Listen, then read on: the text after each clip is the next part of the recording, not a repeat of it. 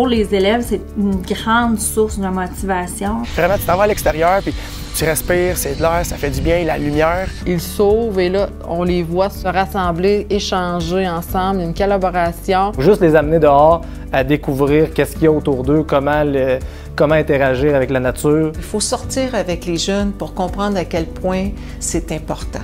Ça peut paraître poussé, ce que je vais dire, mais ça a carrément changé ma vie. Parce que même pour les enfants, c'est différent. Ils sont habitués d'être assis sur une chaise, puis là, on les laisse libres. C'est pas vrai que tout s'apprend entre 4 murs d'école. Les élèves retournent à l'essentiel et c'est ce qu'ils ont besoin.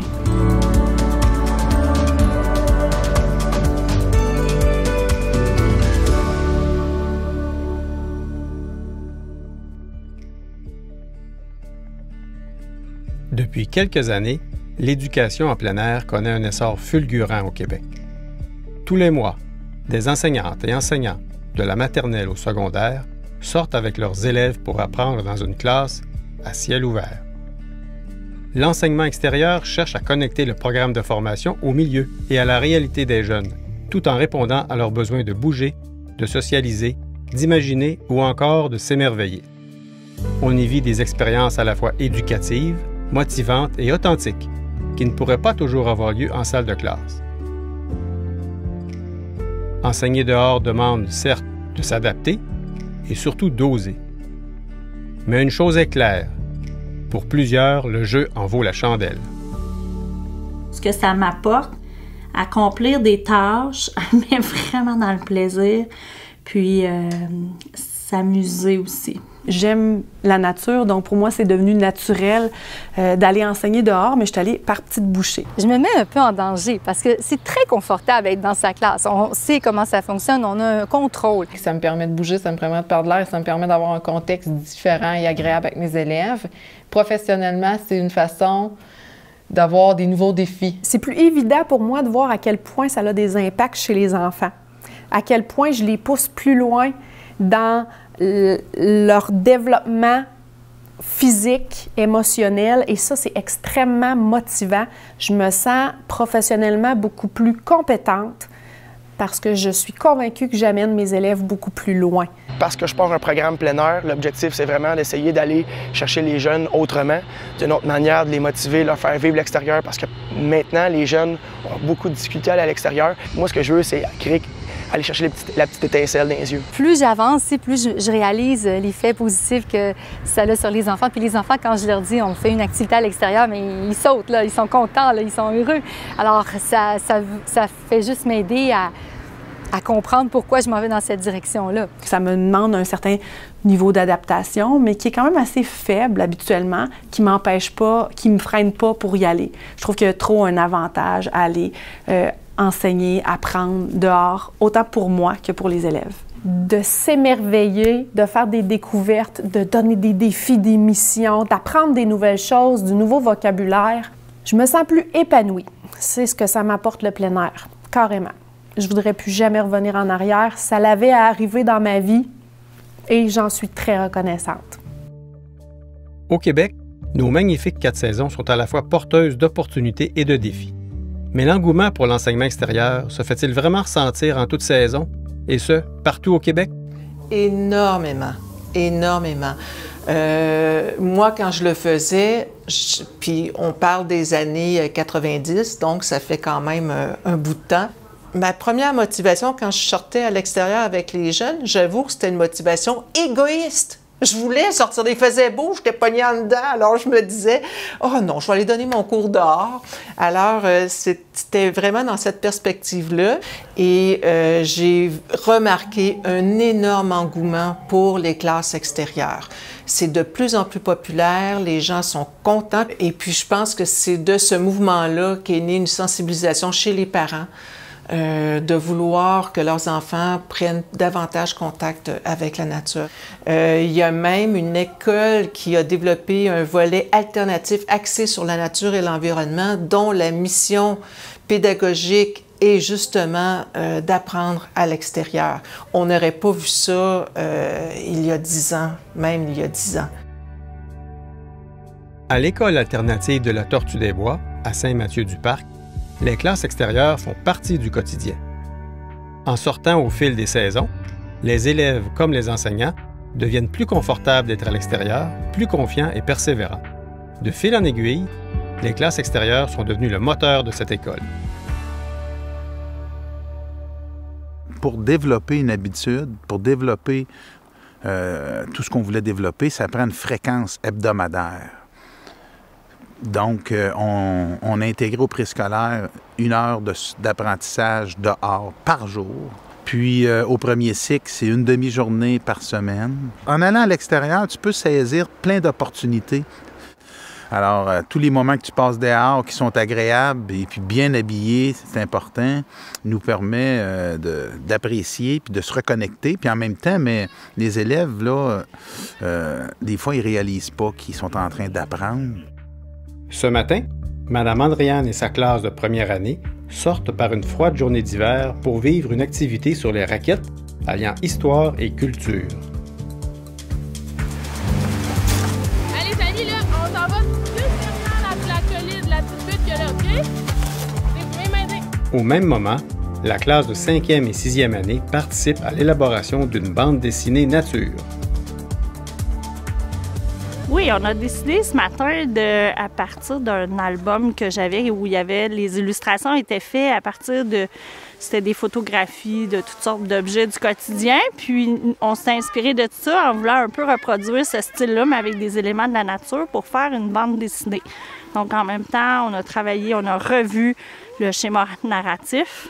Mais dans les bandes dessinées, on a vu que le schéma narratif, ça pourrait être très court. Donc dans une bande dessinée de peut-être 3-4 cases avec un début, un milieu, une fin à leur histoire. Ils ont travaillé beaucoup la coopération pour se mettre d'accord sur une idée. Ça a été quand même très efficace.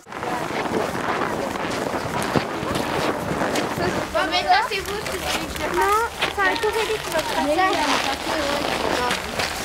Ils vont tracer, ça va changer. Donc, les amis, nous, là, on est environ ici. Je vois pas moi. Sur la terre. Okay. Je vois pas. Puis nous, qu'est-ce qu'il y a de spécial, nous, dans nos saisons au Québec, au Canada? Qu'est-ce qu'il y a de spécial qu'il n'y a pas partout dans le monde? L'hiver. Ouais, l'hiver. Qu'est-ce qui tombe l'hiver? De la neige. Théo? De la neige. De la neige. Est-ce que tu penses que les gens, avant, ils utilisaient des raquettes en métal avec du caoutchouc ou des matériaux légers comme ça? Non. Il y a des raquettes qui ont des différentes formes. Je vais t'en montrer quelques-unes qui sont ici en Amérique, mais il y en a d'autres ailleurs, en Europe. Ici, l'Europe, il y a de la neige aussi, ici, puis eux autres aussi, ils utilisent des raquettes. Puis ils font du ski comme nous. Fait que la première étape, c'est pas de raquettes, rien, puis on y va le plus vite qu'on peut. Jusqu'à là-bas. Ah non, mais j'avoue, ça c'est notre base parce que pour qu'il y ait un oiseau, c'est comme la base. Là, il y a le souci du détail. Oh! Noah, ça s'en vient pas pire. J'avais des élèves qui, à l'intérieur, sont moins mis de l'avant. Le côté scolaire va moins venir les chercher. Puis que quand ils sont dehors, je vois vraiment leur force ressortir, chose qu'on ne voit pas nécessairement à l'intérieur. J'ai un élève auquel je pense qui est plus gêné, plus timide, qui va moins participer en classe, pour qui la motivation est plus difficile pour des tâches scolaires. Puis quand je l'ai vu dans cette activité-là, c'est lui qui avait de l'initiative, il était au-devant, il était tout partout, il était dans l'action. OK, on revient, revenez! Est-ce que vous avez encore de l'énergie? Venez-vous-en! Vous êtes capable! Oh mon Dieu. Ah, toi, tu veux essayer quoi? Les raquettes de sapin? Oui. OK. Les raquettes de sapin pour Ellie. Est-ce que moi, je peux utiliser les deux? Un pied dans un puis un pied dans l'autre? Non. Les deux. Regarde, oui.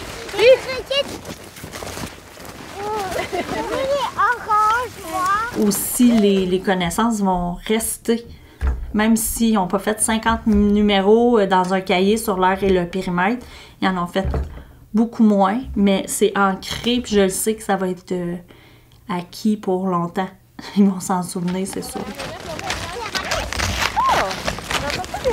Non, parce que je vais bientôt rentrer. Qu'est-ce que vous avez appris de nouveau? Est-ce que vous avez appris des nouvelles choses, Rosalie? Où qu'on habitait. T'as appris où qu'on habitait sur la carte? Clémentine? Avant qui habitait ici. Qui habitait ici avant nous? Des élèves tout petits qui n'ont pas eu la chance de bouger beaucoup à l'extérieur. On a beaucoup plus une génération de iPad, de tout ce qui est technologie. Si je recule dans notre temps, mon Dieu, qu'on allait jouer dehors, puis des cabanes dans les arbres, puis ouais, les clous, puis on se salissait, puis on n'avait pas froid. Tout ça, c'était plus libre, justement. Bien, en allant en classe extérieure, je voulais un peu travailler sur un aspect de société qui me dérangeait, du fait qu'on protège parfois peut-être trop nos enfants. Puis on le fait peut-être avec une bonne intention, mais je pense qu'en allant en classe extérieure, en leur permettant d'être dans un environnement qui est beaucoup plus ouvert, mais qui peut être aussi contrôlé, mais l'élève fait des choix, prend des risques, moins de bulles de protection, de vouloir couver. Donc, je pense que c'est l'aspect ici que ces enfants-là vont gagner. Un, en motricité globale, puis de la motricité globale au-delà du gymnase. Dans un gymnase, il n'y a pas d'obstacle. J'y vais, j'aime ça faire mes parcours moteurs au gymnase. Je ne dis pas du tout que c'est pas bon, mais il y a quelque chose à l'extérieur qui est absolument essentiel. Le terrain qui est inégal, tout ce qui est en pente, tout ce qui permet au niveau du système vestibulaire de tourner, de rouler, de se suspendre la tête en bas, ça a des bienfaits absolument extraordinaire sur tout le développement du corps, du cerveau. Il y a beaucoup l'intelligence artificielle qui entre dans les écoles, mais aussi l'autonomie humaine. Apprendre à être autonome, à être capable de se débrouiller seul, à être capable de planter des graines, de les faire semer, de recueillir les légumes, les fruits, puis par la suite les apprêter, les transformer, être capable de faire ça par soi-même. Puis les enfants, si nous les amenons vers ce chemin-là, bien, ils apprennent à apprécier des légumes. Tu sais, là, c'est pas « Ah, j'aime pas les carottes, j'aime pas le brocoli ». Non, j'aime ça parce que je l'ai vu grandir, je l'ai fait pousser, j'ai envie de voir qu'est-ce que ça goûte. De prendre action sur sa vie puis de lui dire « Regarde, je te fais confiance, tu vas faire des essais, tu vas faire des erreurs. » Mais je ne serai pas toujours à te protéger parce que je te fais confiance, en fait. Tu peux monter l'arbre, puis si tu as de la misère à descendre un peu de l'arbre, ben on va être tout autour, puis on va te dire pas à pas qu'est-ce que tu dois faire, puis on ne sera pas loin. L'entraide, ça va être le respect des autres, ça va être, ça c'est beaucoup la débrouillardise, être capable de s'entraider, partir un groupe de 4, 5, 6 ensemble. Est-ce que tout le monde suit? Est-ce que tout le monde s'en va dans la même direction? S'il y en a qui ont plus de difficultés, bien, ceux qui sont capables, ils vont tirer le groupe, ils vont les aider. Donc, ça va faire en sorte que tout le monde va avoir un rôle à jouer et tout le monde va devoir aider pour être le meilleur pour son équipe. Le plein air, ça peut être un peu ça. Quand il va faire froid, quand il va faire chaud, quand on va tomber dans l'eau, quand il va y avoir de la neige, peu importe la situation, si tout le monde se tient, tout le monde s'entraide, dans des situations qui ne seront peut-être pas toujours faciles, je pense qu'on peut se ressortir quelque chose de bon eux autres. De se sentir bien dans cet environnement-là, puis d'apprendre davantage, quelque chose qu'on n'aurait pas appris en classe parce que c'est beaucoup plus canné, c'est beaucoup plus contrôlé. Puis pour l'instant, les élèves sont qu'heureux dans ce mode-là, cet environnement-là. Puis moi, j'ai observé que du positif par rapport à ces périodes de liberté-là. Et il y a des témoignages de profs qui reçoivent les jeunes qui sont allés de façon régulière à l'extérieur, qui affirment que, ah oui, les jeunes sont vraiment plus autonomes et plus éveillés, plus curieux. Alors, je pense que c'est quand même un apport très important. Les motivations à enseigner dehors sont aussi nombreuses que variées. Afin d'encourager cette approche, de plus en plus d'écoles se dotent volontairement de lieux de rassemblement, souvent appelés classe extérieure. Bien, on parle d'un endroit où les élèves peuvent se rassembler, peuvent s'asseoir et d'un espace où l'enseignant peut soit écrire, alors un tableau qui s'efface ou quelque chose du genre, mais qui peut rester à l'extérieur. Rendons-nous à l'École Saint-Fidèle à Québec, où l'on inaugure une nouvelle structure conçue en collaboration avec les élèves. Cet aménagement permettra de faciliter l'enseignement extérieur tout en verdissant et dynamisant le milieu. Nous sommes ici ce soir pour vous présenter notre projet que nous, les élèves de l'École Saint-Fidèle, ainsi que notre merveilleuse Madame Catherine, qui est à quelque part dans le public, qui étudie en urbanisme à l'Université Laval, et nos professeurs avons fait. Notre projet consistait à améliorer notre cour d'école pour la rendre plus colorée, plus grande et avec plus de place assise. En fait, le processus, c'est que les élèves en début d'année, on leur a demandé qu'est-ce qu'ils voulaient faire de leur cours d'école. Fait que là, ils ont réfléchi sur qu'est-ce qu'il y avait déjà, qu'est-ce qu'ils voulaient changer. On avait des idées de faire des bancs, d'avoir plus de couleurs, d'avoir plus d'ombre parce que notre cours est en plein soleil. On voulait aussi avoir un peu plus de place où s'asseoir.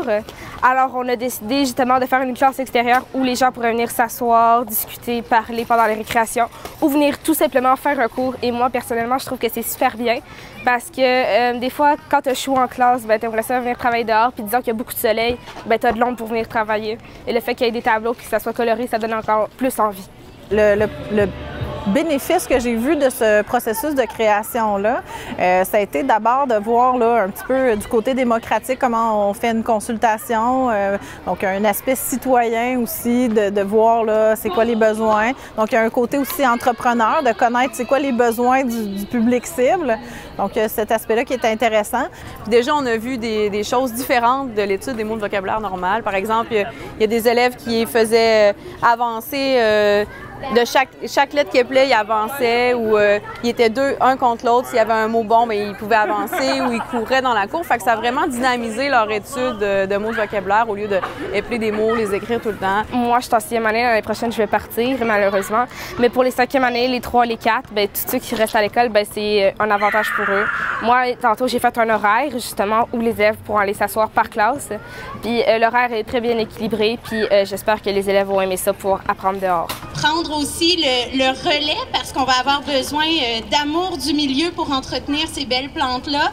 On a des plantes potagères, mais on a aussi des vivaces. Donc, je vous encourage à venir l'utiliser cet été, à en prendre soin, à passer le mot. Je vois que ça s'intègre très, très bien dans la vie de quartier. Une vie de quartier dans Limoilou qui est très vivante. Les gens sont très attachés à leur ruelle, à leur cours d'école. Donc, je suis certaine que c'est un projet qui va faire des petits éventuellement. Peut-être qu'on aura d'autres modules là, qui viendront se greffer là, pour bonifier ce projet-là qui est déjà une belle réussite en soi.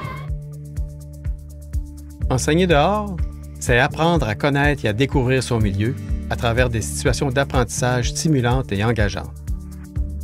Mais qu'en est-il du côté humain? Quels sont les impacts de cette pédagogie sur la relation entre l'école, les parents et la communauté? C'est sûr qu'on a la municipalité qui aide à la base déjà beaucoup, puisque l'initiative de la pédagogie par le plein air vient un peu de eux parce qu'ils ont contacté l'école un jour pour demander à l'école si on était intéressé à voir qu'est-ce qu'on pouvait faire pour revitaliser la communauté. Donc attirer des jeunes familles, avoir une plus grande population dans le village. Simplement, là, c'est aujourd'hui, on va mettre de la neige dans un chaudron. On va calculer le volume. Y a-t-il quelqu'un qui se rappelle c'est quoi le volume? Non. C'est la quantité. Quantité, l'espace occupé par quelque chose. OK, le volume. Les parents de nos élèves, on les sent très ouverts au projet de plein air. Ils sont heureux de voir leurs enfants à chaque semaine faire des activités de plein air. Je publie les photos à chaque semaine et je reçois de bons commentaires. Ils sont vraiment contents, les parents, que leurs enfants vivent ça. Qu'est-ce qui se passe quand on le met à l'état gazeux? Donc, comment on fait pour rendre de l'eau à l'état gazeux? Vous pouvez répondre, là. On la fait fondre. On la fait fondre, mais plus que ça. Bouillir. On la fait bouillir, donc on la fait évaporer. OK, alors, on va la faire bouillir 10 minutes, puis on va regarder qu'est-ce que ça a eu comme effet sur le volume. À cause de l'humidité. À cause du avoir de la chaleur, ça va faire de l'humidité, puis elle va s'évaporer dans l'air. Puis, ben, c'est ça. Donc, ça va augmenter ou diminuer la quantité? Elle va diminuer. 4, ça fait 36. 36. OK. 160, ça fait 6, 196. 196 fois 5. Pas plus haut qu'Yohan tantôt, OK, Darren? Ben, comme je suis. Pas une dent, une branche. Ah! Pas une dent, une branche. T'es rendu plus. Tiens. Je passe au ciel. Tu rejoindre. Ah! Oh,